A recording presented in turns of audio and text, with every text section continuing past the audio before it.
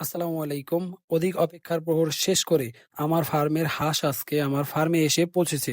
ফজরের নামাজ শেষ করেই হাঁস রিসিভ করার উদ্দেশ্যে বেরিয়ে পড়ি। এত সকালে বের হওয়ার অনেক কারণ। কেননা হাঁস আজকে আসতেছে সেই নেত্রকোনা বিল থেকে। দিনে হাঁস জার্নি করলে গরমে হিট স্ট্রোক করতে পারে, তাই রাতে গাড়ি ছেড়ে এসেছে এবং ভোরবেলা এসে পৌঁছেছেন। এত দূর থেকে গ্রামে যেহেতু প্রথমবার এসেছে, তাই তারা আমাদের গ্রাম চিনবে না, এটাই স্বাভাবিক। তাই ফজরের নামাজ শেষ করেই বেরিয়ে পড়েছিলাম হাঁসের গাড়ি রিসিভ করার উদ্দেশ্যে। এই হাঁস আসা নিয়ে আমার থেকে আমার এলাকার ছোট ভাইদের প্রায় ৩-৪ দিন যাবৎ প্রচুর কিউরিসিটি কাজ করেছে, কিরকম হবে কি হবে এইটা দেখার জন্য।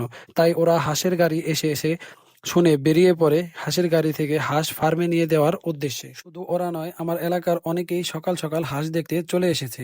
কাজের ব্যস্ততায় সবকিছু আসলে দেখাতে পারিনি। প্রথম যেহেতু আজকে হাঁস এসেছে, নতুন করে কাজের ব্যস্ততা একটু বেশি। আসার সাথে সাথেই হাঁসকে পানির সাথে লাইসোবিট দিয়ে দেই। লাইসোবিটটা আসলে এক ধরনের স্যালাইন, এটা খাওয়ার সাথে সাথে পশু পাখি আপনার সকল কিছুই এনার্জি ফিরে পায়।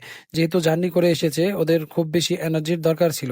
কিছুক্ষণের মধ্যেই আমরা হাঁসকে খাবারের জন্য বন্দোবস্ত শুরু করে দেই, কারণ কি সারা রাত না খেয়েছিল, ওদেরকে দ্রুত খাবার দিতে হবে। তাই আমরা সরাসরি আজকে ডাক ফিড দিয়ে খাবারের ব্যবস্থা করি। অনেকেই আমার প্রায় ভিডিওতে কমেন্ট করেছেন, হাঁসের ঘর দেখতেছি, হাঁস আসলে কবে আসতেছে। তাদের উদ্দেশ্যে বলতেছি, হাঁস কিন্তু আমার ফার্মে এসে পৌঁছেছে। সকলে কিন্তু হাঁসের জন্য দোয়া করবেন, আমার ফার্মের জন্য দোয়া করবেন, যাতে এই হাঁসগুলো থেকে আস্তে আস্তে আমার ফার্মটা বড় করতে পারি এবং আমার স্বপ্নগুলো পূরণ করতে পারি।